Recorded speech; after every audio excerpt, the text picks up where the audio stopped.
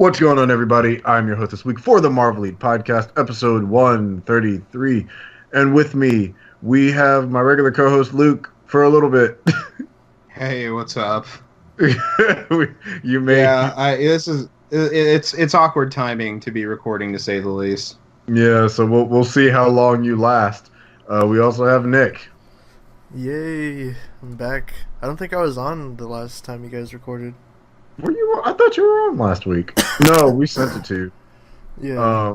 And then we have returning cast member Mikey. Hey yo, what it do, Ski? It's your boy Faley McWhaley34. Glad to be back. I think this is the first time we're all together since we rebooted. There's a strange piece of news that's been going around with Captain Marvel because for some reason we can't stop talking about her until the movie comes out. I don't know why. She just comes up every episode since we've come back. And so this little fun tidbit is came out saying that Kevin Feige and Brie Larson, the lead actors for Captain Marvel, basically did not want to use the black lightning bolt Miss Marvel swimsuit for the movie, which... But she couldn't even fill it out, though, so... Damn. Okay. I mean, we can't be that upset. Yeah, but anyways, like, I don't know. What do you guys think about this? Yeah, why is this news? I don't know why it's news. Like, when I saw it, I'm like, oh, that's a shame, whatever. Like, first of all, if they're going to go with the other costume, it'd be either that or the original one from, what, the 70s? The red one with the star in the chest? Yeah, that was the one they used in Earth's Mightiest Heroes, right? Yeah, it is. I actually prefer that one. I think that one would have been really cool, like, had they done that. And I'm not saying she should have stayed in that, but it's like a first suit. Yeah. The first time she goes into, like, if she's starting out as a Miss Marvel and before she becomes Captain Marvel. But I think they're skipping past the Miss Marvel origins and jumping straight into Captain with her being with Star Force and everything. But, like, oh no, I don't get to see Brie Larson in a latex leotard. I think I'll survive. Like, I don't know why this is news of note. It's not like, this isn't like some big feminist win or anything. It's a costume that people know Carol for. It's not the end of the world. I think all us nerds will survive. Like, oh no, oh, Carol's not in the black suit. Oh, the movie's trash. I can't bust a nut in the theater. I think Brie Larson. Here's actually my one criticism of the current suit is that I think it's too oversaturated. I feel like it's just, well, it's too busy. She doesn't have a scarf either. I was gonna say I agree with Luke though. It's over designed. They do that with a lot of their suits. It's a little over designed. I don't know why. Like, I can understand it, being a good concept art piece, but like a lot of their over designed suits make it onto the screen, and I never understand that, honestly. It's like, why can't we just have something more simple looking? Like, there has to be like all these like intricate designs and layers, and you know what I mean? Like, and a lot of like lines for some reason. I'm like, you guys aren't making it look more comic booky. You're making it look more, I don't know, just like militant, but not really. You know what I mean? I don't think it makes it look that. It doesn't make it look more realistic either. And I follow, a couple of the character designers and artists on Instagram, and they're amazing, talented artists. But it's just like, for the costume teams and whatnot behind all these movies to make this out of just some sketches, or not sketches, out of like art pieces that they're from, like, that takes a lot of hard work and effort. But I don't think it needs to be as in depth as it is. Like, sometimes simpler works. Like the '08 Iron Man suit is pretty straightforward on the outside, like red gold color scheme, blue chest piece, and it works. Now we have suits the best. Yeah, I will say that I truly think that her character was written better when she had the old suit, but like, it's totally unrelated. I'm not saying that like because she had the coincidence that when she was Miss Marvel, her writing was a little better. Now she's Captain Marvel, and they can't really keep a good one outside. Maybe Kelly Sue DeConnick. I don't think that they can. It's hard to keep her interesting. Yeah. I think the thing that this movie really has to nail down, I think, for a lot of people going into it with a lot of trepidation that know Carol from the comics recently, is like getting her character, which, like Nick, I think you've read more Miss Marvel than the rest of us have. I read a little bit of Captain Marvel and a little bit of the DeConnick run, but Carol now and Carol then seem like two different people, and even still, I don't know, Carol's a weird character to kind of nail, like male, female, whatever the fuck, like it doesn't matter. As a character, she's kind of odd to know. I don't know if there's like too many that have definitive Carol Danvers runs, as opposed to some of the other Captain Marvels. Like even Monica Rambeau was on Agents of Hate or Next Wave. I don't know. What do you guys think about this suit? Next Wave, dude. Honestly, this is so unrelated, but you know, since Hulu announced those shows, I really want them to make a Next Wave show. I'd be down for a Next Wave show. But yeah, and anyway, sorry. No, I was just saying, what do you guys think about like the suit news and I guess directions for the character and everything? Like, I feel like this is news because it's supposed to be like some big win, because it's like, that woman doesn't have to wear that misogynistic leotard that gymnasts use. But I'll go ahead and argue that like even Wonder Woman's cinematic suit reveals more than Captain Marvel's comic suit does. Yeah. Like it's just I don't know why it's news, because I'm like if you want to take it from my angle of like this is a big thing for feminism, it's like for what?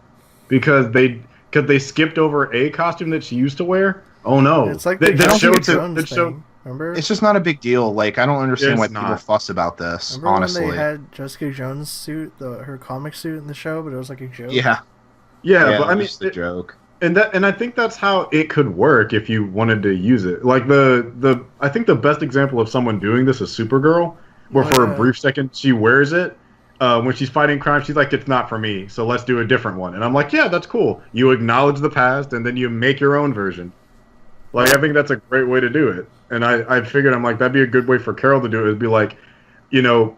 There's a little. It's a little breezy between the legs. I'd need something a little more cover up. Boom! That you could make it a joke. I think would work better. Like make a joke out of the past. But if you want to skip it. Whatever. I'm not gonna die without her having a suit. In fact, I think people were more up in arms when they saw the green version of the Captain Marvel suit. People were like, "What the fuck is this? What is this Star Force suit or whatever?" I don't know. Mikey, what about you, man? Do you have any opinions on this non-news that we have? I would have been fine with it if they done something similar, like you said with Jessica Jones, where like whether she was in that suit or not, like not that big of a deal to me either way. Like I like if they show, like if they pay homage to it, at least homage. I repronounce it. Mm-hmm. It might have been cool, but I think her suit that she has now is fine. I'm a fan of the color scheme. I could see Nick Fury be like, "Hey, look, I designed you this suit," and she's gonna be like, "No, that's shit." That'd be it's funny. Just gonna be, that'd be really funny. And it would actually make sense too, I guess, if it's the '90s and he's like, "Hey, look at this suit." She's like, "I'll pass. I'll rather stick with my old one." And then he's like, "How about we do a color difference or something? Color change." Yeah. I'm kind of actually curious to see where she gets the color scheme, because it's literally the same suit, and I'm gonna argue that for a minute too. Like, I kind of don't like that it's literally the same suit like that she wears like as a Kree commander, but a different color. Like I don't know why. Like, what led them to do that? And I guess go ahead. I'm sorry. It just makes her superhero suit like less unique that way. You know, and like I don't understand it why they would do that, since it's essentially a uniform with a color difference. Yeah, it's to me it's a little lazy. That's all I'm gonna say on that, really. But at least as far as we know, maybe there's some in-film reason why, or maybe she picked him out to begin with. But doubtful, actually. Now that I think about it, because the movie's about her like finding herself and finding who she is in the past and her identity, which I'm kind of glad that's the plot of the movie, because does Carol have any like dedicated fans? Like dedicated fans that regularly read her comic? And this is an earnest question. I'm not trying to be like a sarcastic asshole about this. I'm like, are there people that legitimately are just like, oh my god, Captain Marvel's my favorite? No. Like I don't know too many. I'm not saying she doesn't have fans. I just don't know too many that are specifically Carol fans. I know a few people actually who are like really into her comic series. Like me personally, especially after like Civil War II, I'm just Civil War II is arguably one of the darkest moments in Carol's writing history. I don't like any concept of doing Civil War anymore, just for the sake of like they make characters so like they make them so damaging, Two did 2 for Carol is her one more day.